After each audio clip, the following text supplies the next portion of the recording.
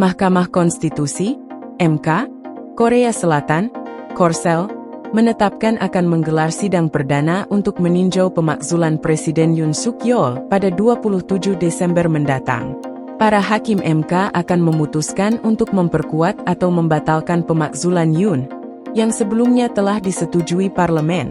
Yoon dimakzulkan oleh Parlemen Korsel, yang dikuasai oposisi, pada Sabtu 13 Desember lalu setelah dia secara mengejutkan menetapkan darurat militer pada 3 hingga 4 Desember lalu, yang membawa negara tersebut ke dalam pergolakan politik.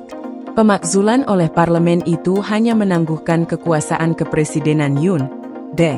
Sidang perdana oleh Mahkamah Konstitusi Korsel itu, seperti dilansir Reuters dan kantor berita Yonhap, Senin, 16 Desember 2024.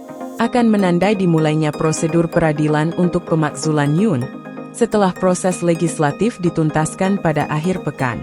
Mahkamah Konstitusi Korsel menetapkan 27 Desember sebagai tanggal sidang perdana pemakzulan Yoon, setelah para hakimnya menggelar rapat pada Senin 16 Desember untuk membahas proses persidangan, termasuk penentuan tanggal sidang penting, untuk meninjau argumen dan bukti-bukti relevan terkait pemakzulan itu.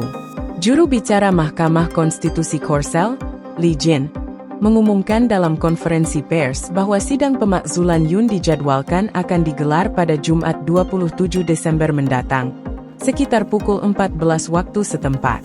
Rentetan persidangan Mahkamah Konstitusi ini akan digelar secara terbuka untuk umum. Yoon secara umum diharapkan menghadiri persidangan tersebut, namun dia tidak diwajibkan untuk menghadiri sidang perdana di Mahkamah Konstitusi pekan depan.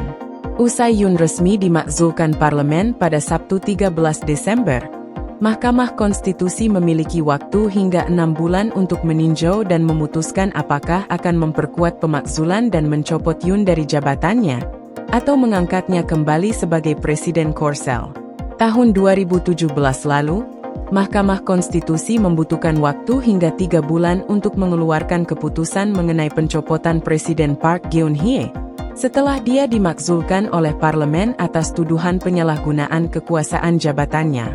Dalam kasus Yoon, jika nantinya pemakzulan dirinya diperkuat oleh Mahkamah Konstitusi, maka dia akan menjadi presiden kedua Korsel yang dimakzulkan sejak mantan Presiden Park Geun-hye tahun 2017 lalu. Pencopotan Yoon akan mendorong digelarnya pilpres lebih cepat dalam waktu 60 hari.